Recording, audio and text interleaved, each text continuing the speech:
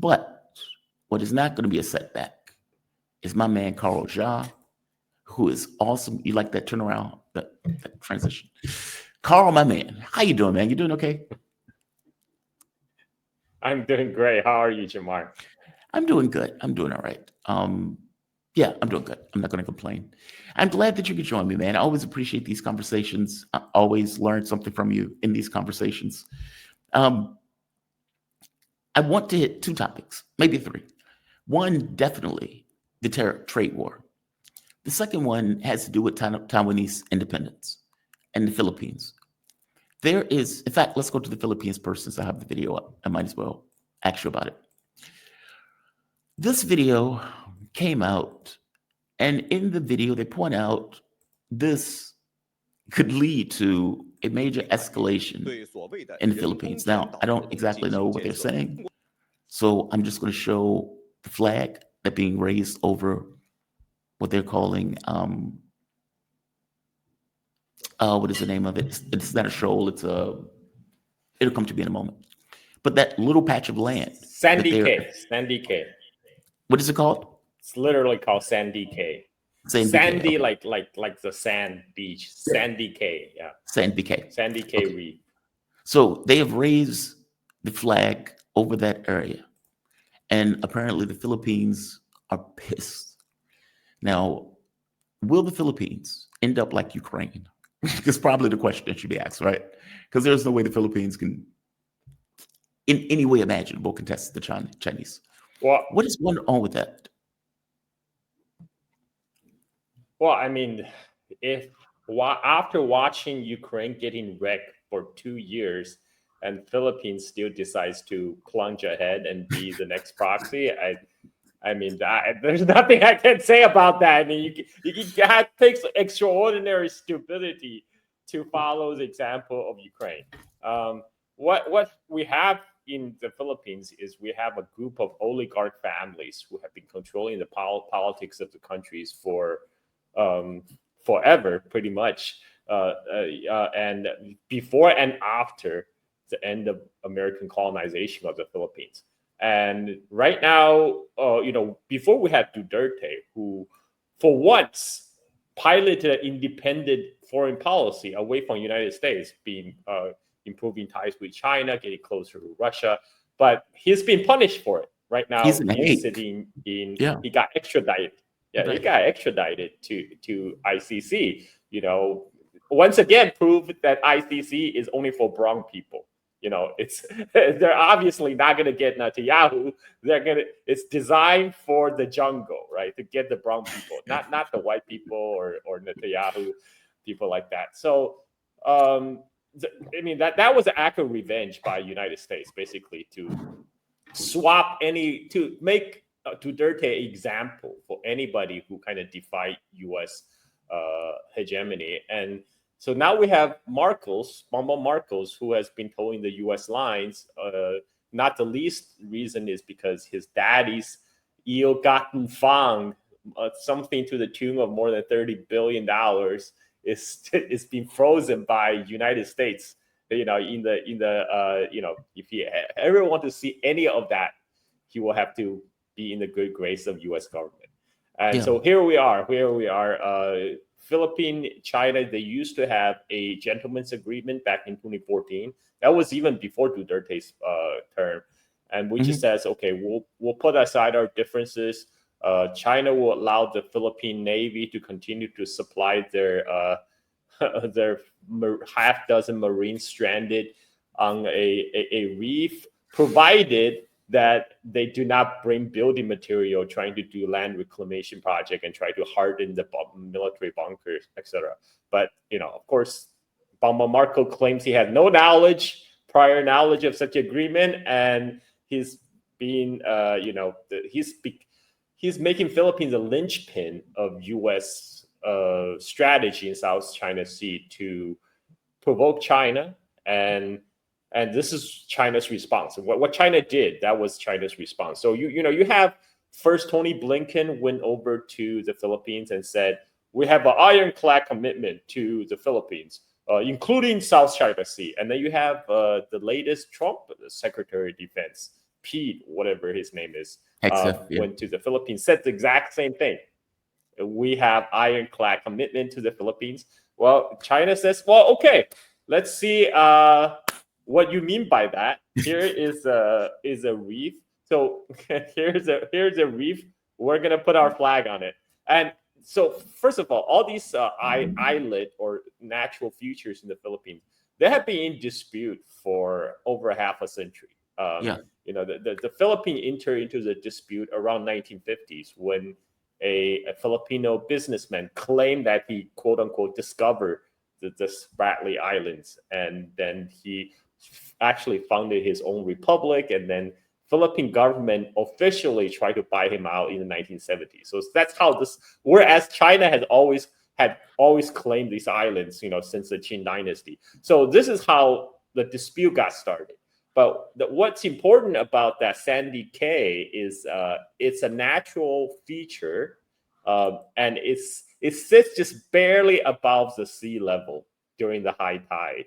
So that's actually an important point, because when it's a natural feature that sits above the sea level during high tide, according to the United Nations Law Convention of the Sea, the country who controls such a feature are entitled to a special economic zone 200 nautical miles around that feature. So China is like, okay, we are putting our flag here. What are you going to do, United States? You claim you have ironclad commitment. You are goading Philippines on. Let's see what you got. I mean, I don't think U.S. will not do anything besides the rhetoric, because U.S. plan for the Philippines has always been, this is our excuse to pivot back to Asia, to get access to the 9 Filipino bases we already have access to, and to put the Typhoon missile on the Philippines where we can threaten China, because the range of Typhoon missile is such that it covered much of the southern China. And initially they said, oh, we just brought those Typhoon missile here for our joint exercise. We'll take them away after exercise is over. Well, that was last year. Those Typhoon missiles are still there in the Philippines. And so they're not going away anytime soon. And then Filipino government actually said, oh, we actually think about buying them from the US. But just like how the missiles were operated in Ukraine, those missiles are not going to be operated by the Filipinos. They're going to be still operated by US servicemen, except Trump is going to make the Filipinos pay for it, right? He's going to, like, Filipino are literally paying for the privilege of stationing U.S. troops on their soil and hosting U.S. missiles. Whether that's going to blow up into a hot kinetic war, I highly doubt it, especially after the development of the last few weeks. I'm talking about the tariff war, because at this point, I said this on Twitter. It caused a big ruckus. I said, U.S. has neither the balls nor the means to start a hot war with China right now, because it's pretty obvious when China is making everything, including the vital parts that Pentagon needs to keep its military-industrial complex running. How the heck are you going to do a hot war? And by the way, a lot of Americans haven't felt the true impact of the tariff war yet, because someone pointed out on Twitter, Mosen Hart, he's American doing importing educational toys from China. He said it takes 30 days for the ship to cross the Pacific from ports of China to the ports of Los Angeles and Long Beach. So what happened on April 30th is there's a steep drop in ships leaving ports of China heading to U.S. There's a 30 days gap. So this disruption in the supply chain won't hit Port of LA and Long Beach until May 10th, in a couple of weeks. And in a couple of weeks, things are going to be really bad, because we're going to have truckers basically out of work in the West Coast. And it's another 50 days for New York. So New York on the East Coast, they're going to hit a little bit later. They're going to see the effect in the late May, early June. So this summer is going to be really, really bad, unless, I think it's too late. I was going to say unless Trump roll back the tariff right now, but I realized, no, that's too late, because remember, there's still a 30 days gap So even if the Chinese supplier says, okay, let's let bygones by bygones, we will continue to produce. We pretend nothing bad happened. We'll continue to send our order to ship to you. Guess what? It takes another 30 days. So this summer is shot. This from like from May to June is going to be really, really bad in the United States. This is equivalent of Trump doing a shock therapy, Gorbachev style, but except in US. And we're going to see, empty shelves. People don't realize 80% of antibiotics used in the United States is produced in China. A lot of the medical equipment I did not know hospital use. A lot of medical equipments, medicines that's used in hospital come from China. This is going to have serious issues.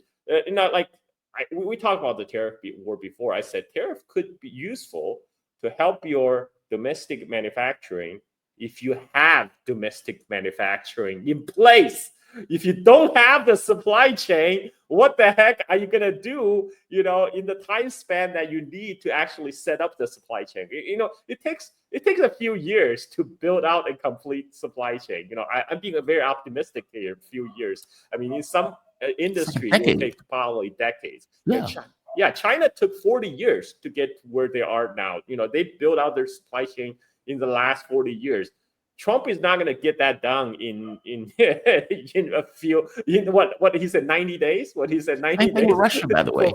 They had to build out their supply chains. Like, it took them a while to get insulated from the sanctions. It wasn't overnight. And just to back you up on this, empty shipping. That's one of the interesting things that I was reading about. Like, imports were down like 60%. Then there were like empty ships. Apparently, Walmart, Target, all of these places went to China, went to Trump saying, "Hey, what are you doing? You're killing us." There were even situations where the question is Walmart, Target, and some of these places going to pay for it themselves? Like, are they going to take the hit for the cost and just pass it to the consumers because their business model relies on Chinese imports? It's going to be a mess. You're absolutely right. This is why we have seen some walk back from Trump, right? I mean, he got a call. He got a call from Tim Cook of Apple, right? Like, Apple, it's like, what the hell are you doing? Slapping import. That means our iPhone can't get to the US. So he's like, oh, okay, sorry, my bad. I'm gonna put an exemption on electronics. So now what Apple is gonna do is they're gonna shift just enough. The plan to shift just enough iPhone production to India, so Americans will get special made in India iPhone, while the rest of the world will continue to get the iPhone made in China. So because India already makes, they already make about anywhere from 15 to 20% of iPhone in India. So their goal is to make 26% of their iPhone in India, and that will just be enough to supply the US market only. But again, how is that bring manufacturing job back to the United States? That's just shifted the production from China to India. Why are these Trump supporters celebrating that as a big win? Like, you're not getting those manufacturing jobs back, and you're just getting made in India iPhones. That's all you're getting. Oh, that's so silly, and you're so right. Because, it's like the entire point of the sanctions, according to Trump, was we're going to bring manufacturing back to the States. Okay, well, you're doing jobs in India. Does that make India great again, right? It's supposed to make America great again. Oh, man. By May 30th, June, oh, man, it's going to hit. All hell is going to break loose. It's going to be bad. That is going to be bad. That is going to be very bad. I mean, this what is is the Chinese reaction to this, the by the way? market is. Well, oh no, please. Chinese reaction has been. The Chinese reaction has been pretty. They're just carrying on doing what they're doing. Xi Jinping is not going to make that call. Xi Jinping is busy traveling throughout Southeast Asia because China has been preparing for this moment since 2018, since the first Trump administration, the first Trump term, started slapping sanction on China, and that was a wake-up call for China. That was a big shock. Somebody has said if back in 2018, if Trump had coordinated with quote unquote European allies and put the squeeze on China, there might be a chance. There might be a chance to force China to make concession, but now it's too late. That ship already sailed, because China was in 2018 when the first Trump sanction was levied against China. China got a wake up call, and since then, and you have Biden doubling down on the chip sanctions. China has been de-risking, decoupling from United States, and they already saw that as a eventuality. This is why they're not too bothered about this. They have already prepared for this decoupling from the United States. That's why Xi Jinping is traveling to Southeast Asia, because Southeast Asia, ASEAN countries are now China's largest trading partners, replacing the United States. This is what China has been doing. China, at one point, China's export, export counted 32% of China's GDP at a certain point. But now export only accounts for 19% of China's GDP, which is comparable to countries like Germany, even lower than Germany and Japan. And out of that 19%, only 15% goes to United States. So if you do the math, it comes out 3%. 3% of China's GDP is directly tied to export to United States. And China said, you know what? It's okay. We can take a hit. We can redirect. We can redirect those. We can, and you know what? Trump administration keep on saying they need our money. We have the upper hand because they need our market. We need our money. Well, guess what? Money is fungible, right? Government can literally print money, and China has been holding off on doing stimulus. During the burst of real estate bubble, all the foreign investors are screaming at the Chinese government, say, you need to do stimulus now. You need to stimulate the economy. But Chinese government didn't do that. They didn't do like a bailout like what the U.S. did to the big banks after 2008 financial crisis. So that means China has kept its powder dry. Now, if they want to do stimulus, they have room to maneuver. They could do stimulus, and also, this is what people don't understand. And there's also other markets that China can sell their products to. Right there. Now, today, I need to remind people, China's middle class have reached 400 million people. That's larger than the entire population of the United States. And if you look at the China's economic indicators, China's electric generation is twice the amount of United States. They generate twice as much electricity as United States. If you look at the car market, China's the world's largest car market right now. They sell twice as many cars in China than they do in the United States. So I don't believe that the nominal GDP crap anymore that says China's economy is still smaller than United States. I don't believe that. I mean, by all indications, I even think the PPP accounting, the purchase power parity accounting, which says Chinese economy is about 1.5 times the size of the United States, I think that's even too conservative. I think we're looking at China right now. It's probably about twice the size of the U.S. economy. If you look at the power consumption and the car market and any kind of the consumer market in China, so China has right now. There's going to be hard times, I'm sure. Chinese government is going to ask the Chinese people to make sacrifice. But whereas in the past, sacrifice means tighten your belt, ration your food. Today, making sacrifice means, okay, you need to get an extra phone. You need to buy one more car. You need to take a vacation. It's like George Bush during the Iraq War. He was like, go out and buy stuff. Go out and buy stuff. Exactly. I saw, and to your point about money is fungible, or they can maneuver their markets elsewhere. Soybeans coming from Brazil, they've stopped buying pork, apparently, hitting farmers. I mean, they canceled their order. And again, we're talking about 1.5 billion people. Like the power generation stuff, it should be. I mean, like logically, you're talking about 1.3 billion people compared to 300 million. You guys are 3 times, or China's 3 times the size of the US anyway. So you would imagine as scale goes up, well, obviously they're going to have more electricity and they need it.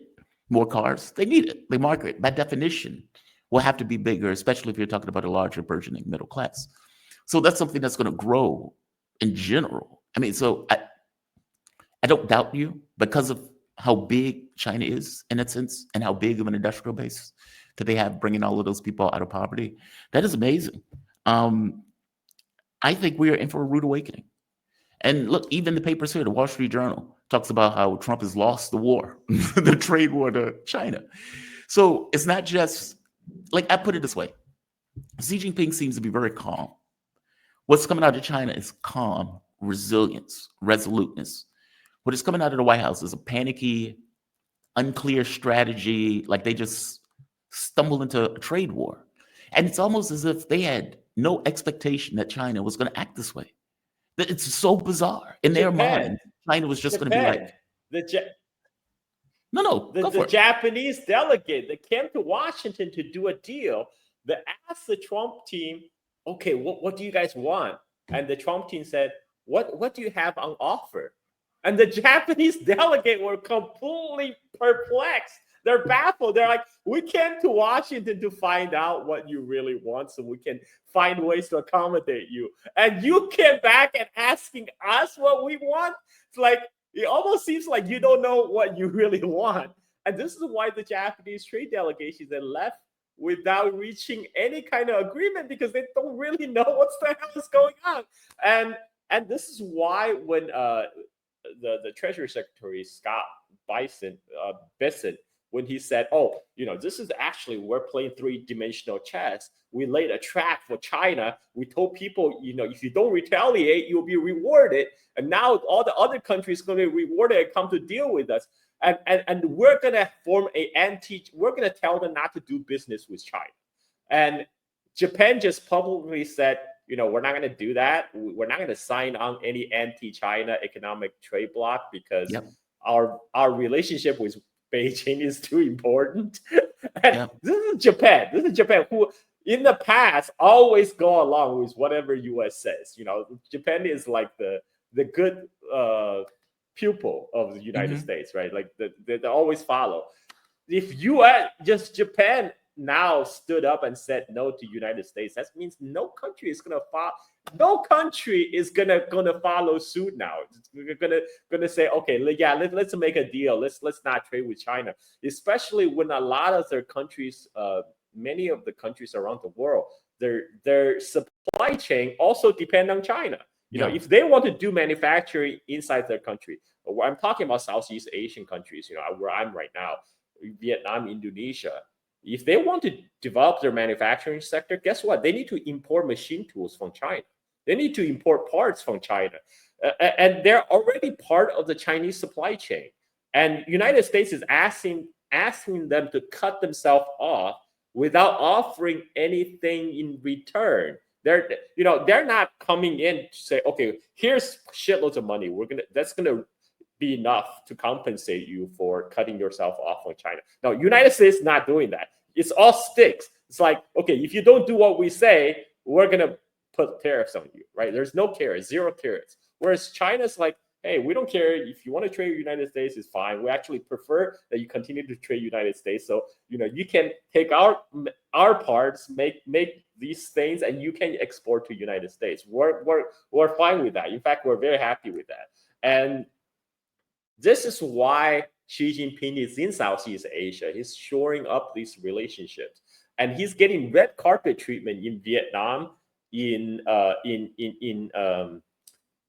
Thailand, in Malaysia, and right now we literally have Chinese military, Chinese People Liberation Army Honor Guard marching in the streets of Vietnam right now as part of the celebration of the 50th anniversary of the end of the Vietnam War. And they're singing Vietnamese patriotic songs, about as if the Uncle Ho is with us on the march to victory, right? And they are getting a hero's welcome by the Vietnamese. I mean, there are videos right now out now, like, you have this Vietnamese women lining up when the PLA honor guard is marching, and they're yelling, 老公, 老公 in Chinese, which means husband. Wow. These guys are getting catcalled. This No, I mean this is Vietnam we're talking about. This is yeah, the this is not even Vietnam that China. some yeah, this is some people in Washington thought they could turn Vietnam as some kind of a to counterbalancing against China. They wanted Vietnam as a cornerstone of the contain China policy, and like Vietnam and China and Vietnam also they publicized for the first time the role of Chinese military during the Vietnam War. Um, the fact that China actually sent 300,000 PLA soldiers into North Vietnam during the Vietnam War, and they were manning the air defenses to guard all the bridges and railways that was connecting North Vietnam with China. That's why, despite American carpet bombing, they were never able to cut those vital supply lines that link China to Vietnam because And there's wait, nobody knew about 300,000 this Chinese. before. Just so clear, nobody knew about People this. in the West don't know about this, and Vietnam, because their past difficulty with China, they didn't want to publicize this domestically, and now Yeah. they're openly publicizing this. This is a big signal. This is a big signal shift. The Vietnam, they are, they're like, okay, we're okay now. We're patching up our relationship with China, and Malaysia, they're rolling big red carpet for Xi Jinping, and Malaysian Prime Minister and Singapore's ministers, they're all criticizing Trump tariff at this point. Malaysia and Singapore, there's especially Singapore. Singapore is supposed to be like the kind of Western outpost in Southeast Asia, and yet they are now criticizing Trump policies. So Wow. Trump is, you know how I on your show I used to say the Asian century is already here today. Well, Trump saw that and he said, Jamar, F that. F the Asian century. We're gonna bring in the Asian millennium. Start now. Wow, I was in Vietnam during one of those celebrations I think it was 2 years ago, 2023. I was taking my vacation, and just so happened it was during the Vietnamese celebration of winning the war. And they were like marching down the street. They were singing, because they call it Saigon. They never call it Ho Chi Minh in the country. Like, we were called Ho Chi Minh City, and they're like, no, this is Saigon, the way they talk about it. So, no, that's pretty amazing. Wow. Yeah, that's pretty amazing. Yeah, Trump screwed up on this. I mean, he pissed off Europe. And so apparently, and correct me if I'm wrong, Europeans or the European Union is supposed to go and visit China, or at the very least have a summit with China in May. Is that correct? Did I get that right? EU is currently negotiating with China on removing tariff barriers between EU and China. Amazing. These are the things that Biden administration worked very hard to pressure the Europeans to do. For example, putting the tariff on Chinese EVs, and now they're talking about, what? Just kidding. I don't think I think we don't need the tariffs on the Chinese EVs. Oh, this is such an unmitigated mistake. I mean, he is effectively, because from his point of view, all right, now I'm in a trade war with China, and I'm waiting for a phone call from China that will never come, right? Waiting for a train that never comes. And then he's like, all right, China's not giving me a call. Okay, let me work with the Europeans. Now, keep in mind, he's sent Vance over there to browbeat the Europeans. Vance has been on TV telling the Europeans, I don't care what you think about Greenland, we're taking it. Like, so he has been marginalizing, emasculating Europe for the entire 3 months. And now it's like, we need to work with the Europeans to go after China. And Europe is like, maybe we want to talk to China. And again, Southeast Asia, same thing. Like, you're pissing off the world. And then you're expecting the world to join you to go after China, who is not going after the rest of the world with tariffs. I mean, those tariffs are supposed to reinstate. And even Canada. Even Canada. And even Canada. Even Canada. Even Canada. Like he keeps calling the first state. The whole Five Eye network worked really hard, in Canada, claiming there's Chinese interference in Canadian connection, secret Chinese police station on Canada and all that. They whip up a whole, China scare for like few years. And now they're like, you know what? China is not so bad, compared to United States. And what happened? You know what happened? China has announced that they're going to, because of tariff, they're going to stop taking LNG and oil shipment from United States. China That's right. actually buys a certain amount of liquefied natural gas and oil from United States. They say, you know what, we're not coming to US anymore because Trump is slapping a port fee on any Chinese built ships. You know, they could be potentially getting $3 million port fee for every Chinese built ship that calls on US port. So China's like, you know what?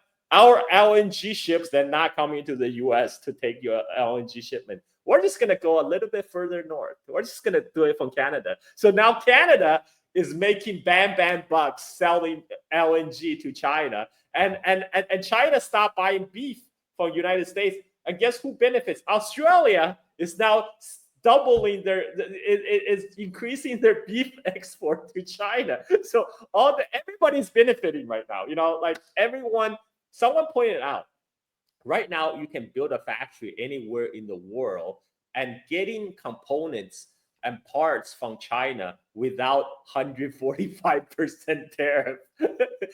Anywhere in the world but United States. That's right. You know, so US.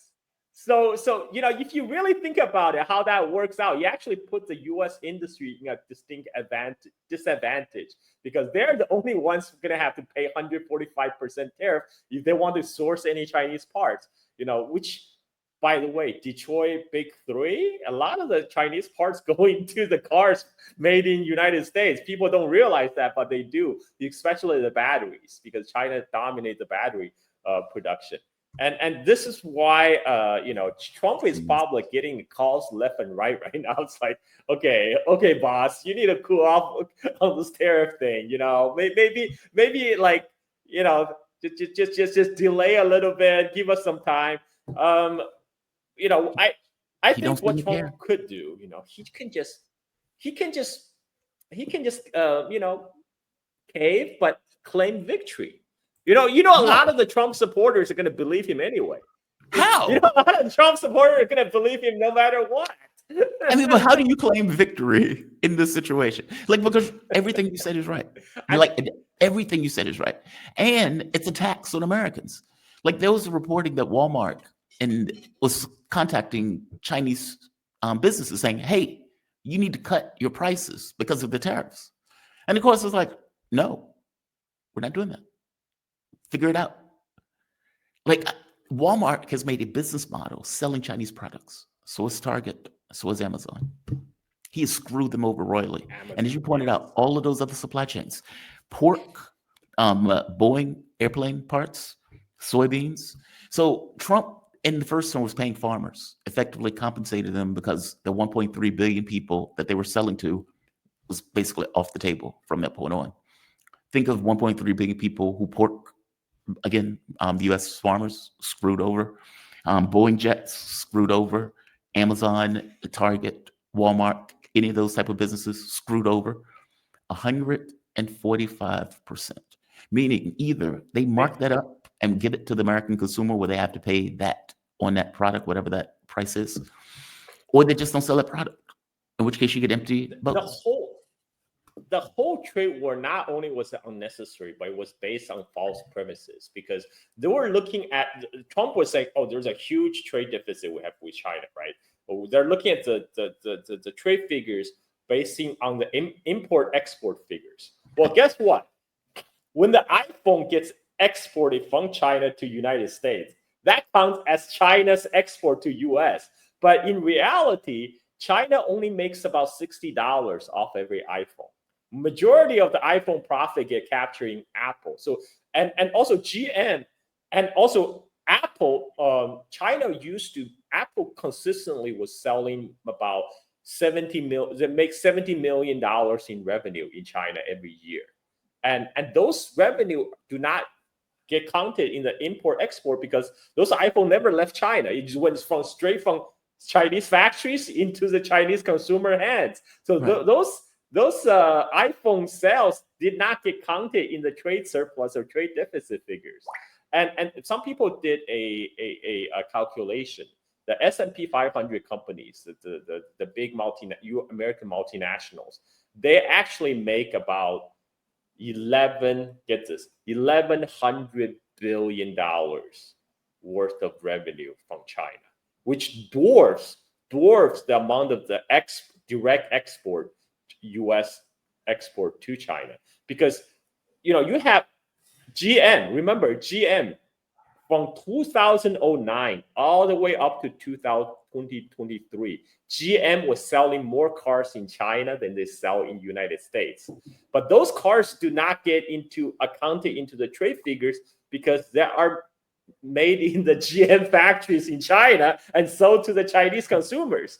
So GM was rolling in the profit for years, from 2009 to 2023. They're only getting killed more recently because of the Chinese competition. But for the longest time, they're making stupid bucks in China. Yeah. This goes with a lot of American companies. But again, their profit, their revenue do not get accounted for in the trade figures because they never leave ports of China, right? Because they're made in Chinese factories and they go into the Chinese consumer hands. But except bulk of that profit, just like Apple, they get captured by U.S. multinational and get distributed to their shareholders and their employees back in U.S. to support the research and development back in the U.S. And Trump is basically giving all that up. Trump is giving all that up right now. It's so silly. I mean, it's so silly because you're absolutely right. Many of those are American companies, and even services aren't counted in the way that he is coming up with these figures. This is just a show of dominance. From the Chinese point of view, why do they think he's doing this? Has Chinese media talked about it, given analysis on what they think his motivation is? And do they think there's a larger motivation? Because I will tell you, there's some people who make this argument that Trump is trying to insulate the United States, meaning the two strands of thought. One strand is, okay, what Trump is saying is actually what he's trying to do, that he wants to create and foster American business. And the way he thinks about doing it is increasing the prices on Americans. So when you buy a particular product, you're buying an American product, and that company that makes that product is paying a particular wage, and that wage has to support an American worker, and so the prices have to be higher. And so, by definition, he needs to drive up prices for American consumers. Now, he's not increasing the minimum wage. He's not doing anything to ensure those factories get built. He's not increasing the workforce and the education of that workforce to be able to do that job. And when you ask Americans, God, this poll was fascinating to me. They asked Americans, do you believe we should have more factories in America? 80% says yes. Would you want to work in a factory? 20% says yes. It's like, okay, so we want somebody else to work in a factory, but we want more factories, right? The logic doesn't quite work. And it's that David Chappelle skit. I don't know if you've seen that David Chappelle skit. He actually, this was back to 2018, I think, the first Trump term. He said, look, what the hell is Trump doing, man? I want to wear Nikes. I don't want to make Nikes, right? I don't want to spend $9,000 for my iPhone. Right. That's crazy. That's stupid talk. Just let the Chinese make iPhone and Nike for us. So what do they think? The other strand of thought is Trump is preparing for a conflict, and in doing so, in the same way that Europe effectively was deindustrialized, because of the conflict with Russia, that he wants to barricade America from Chinese imports in order to ensure that if there's a conflict or a war, that we're not adversely affected. Where does China fall in this? What is the analysis in China on the reason that Trump is doing this? Is it just stupidity, or is there a larger five-dimensional chess? By the way, what you said, this was actually the Pentagon talk points for a long time. The Pentagon says, well, our economy is too enmeshed with China. In case of war break out Taiwan, this is going to hurt us, if there's too much economic entanglement. So Pentagon has always been pro-containment and pro-decoupling, because their idea is, okay, once we cut through all these messy interdependence, it will be a lot easier for us to concentrate on war fighting against China. We don't have to worry about blowbacks, right? And but again, that's crazy talk. Right now, I don't think a hot war is going to break out anytime soon between U.S. and China. China is not interested in that. U.S. just lacks the means to do that right now. I mean, look, especially looking at the events, how it unfolded in the last few weeks. So from the Chinese perspective, I mean, they are looking at this as United States trying to roll back China's progress. The United States is like trying to keep China down. I mean, this has been the dominant view since 2018 when Trump first started sanctioning on China.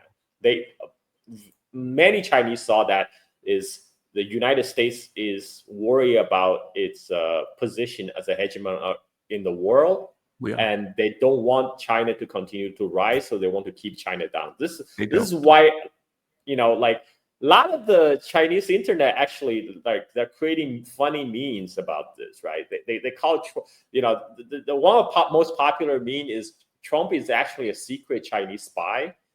He was his main mission is to sabotage America, and he's doing a great job. And the other meme, they call him Trump the nation builder, except the nation in question is China, right? Trump is making China even greater. And so far, I can't say they're wrong about that. I mean, the event in the last few weeks, you actually saw the world public opinion of China have risen in the last couple of months, and this is all because of Trump. This is all because of Trump policy, and it was, and the whole thing is, like I said before, Jamar, a lot of the American problem with American empire is self-inflicted. I mean, this tariff war was totally unnecessary, and like I mean. I was just gonna say they're fearful. They're freaked out. Like I think Trump, from his point of view, is they feel the breath on their neck, and they fear this kind of empire decline, and this is his response to it.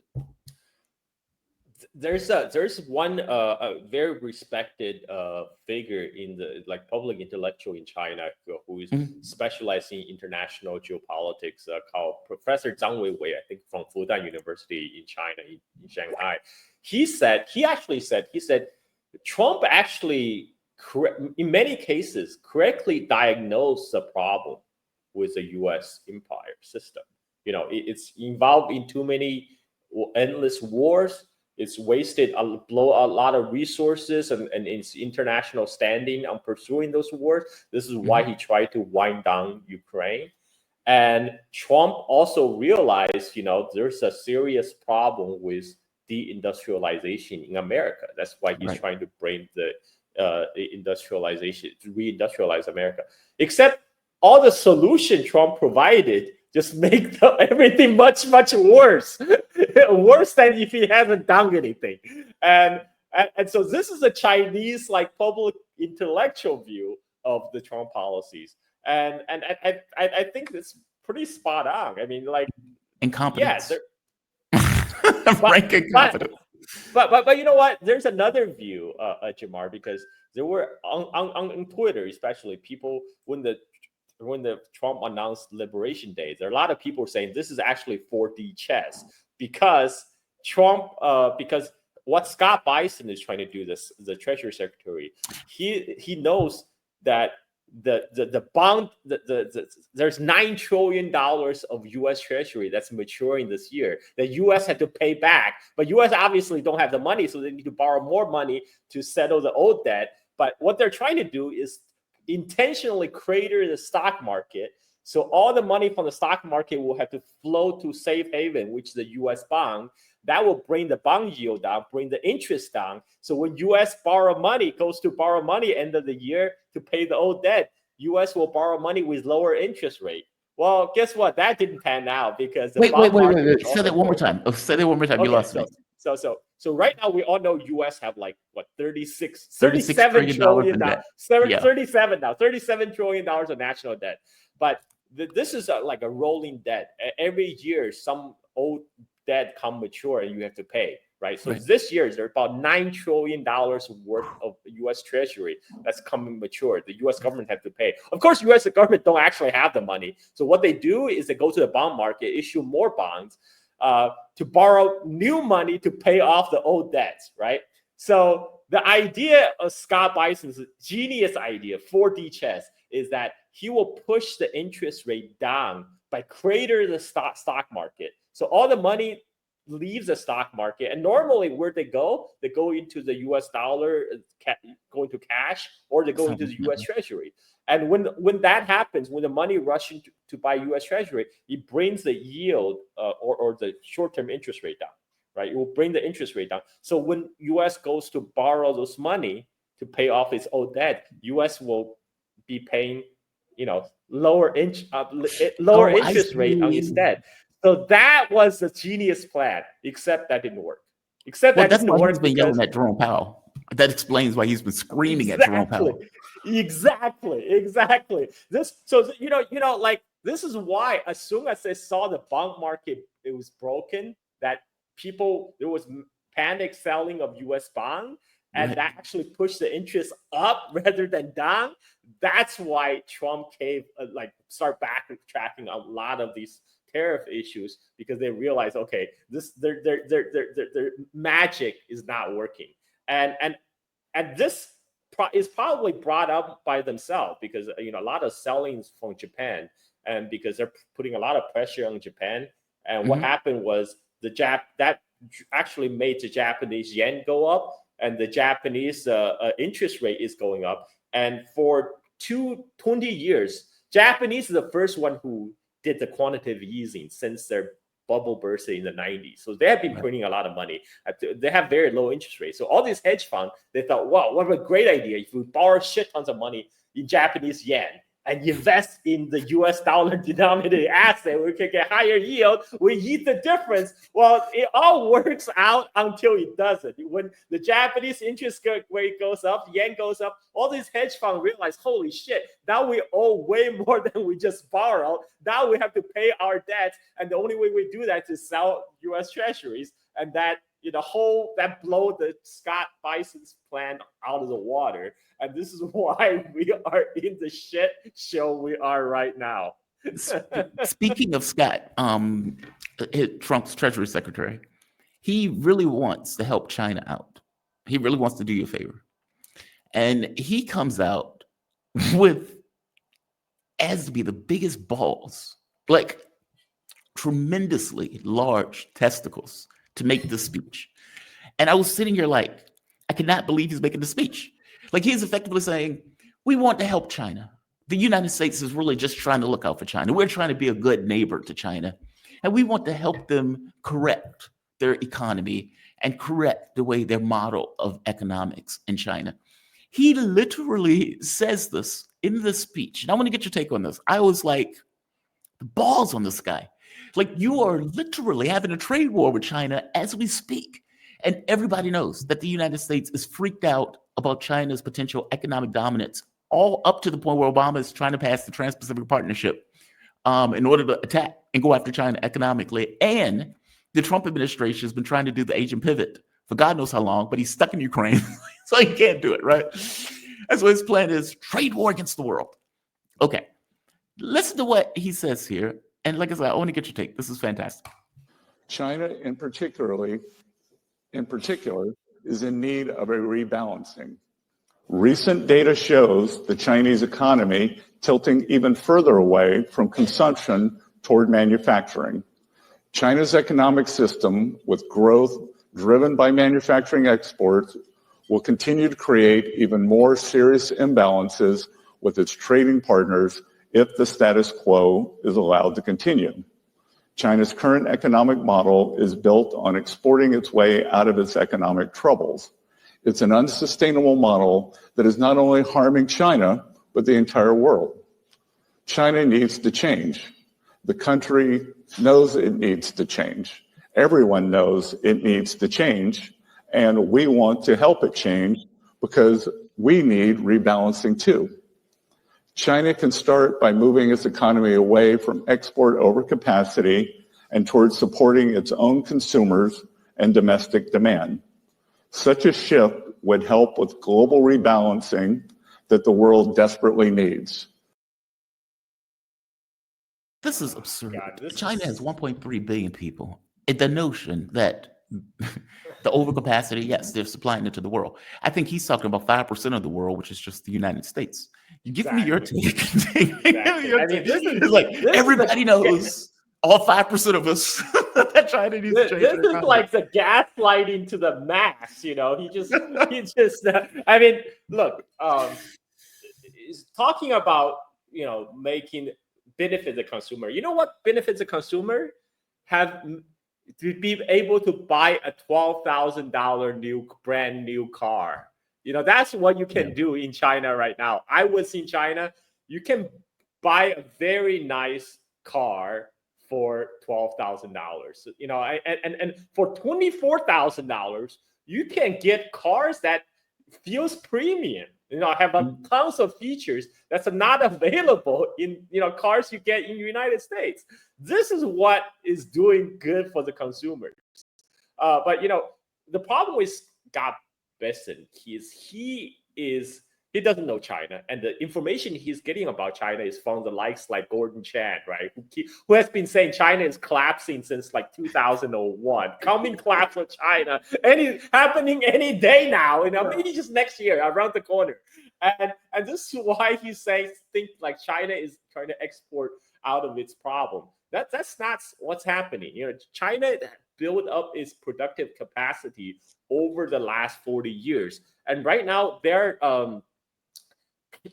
the whole idea of somehow China is subsidizing its industry in order to dump on the overseas market. It's kind of ridiculous. It's like, look, if you think Chinese government is subsidizing those products they sell to America, then if you want to really hurt China, you need to buy more. So because Chinese government is not a bottomless pit of money, right?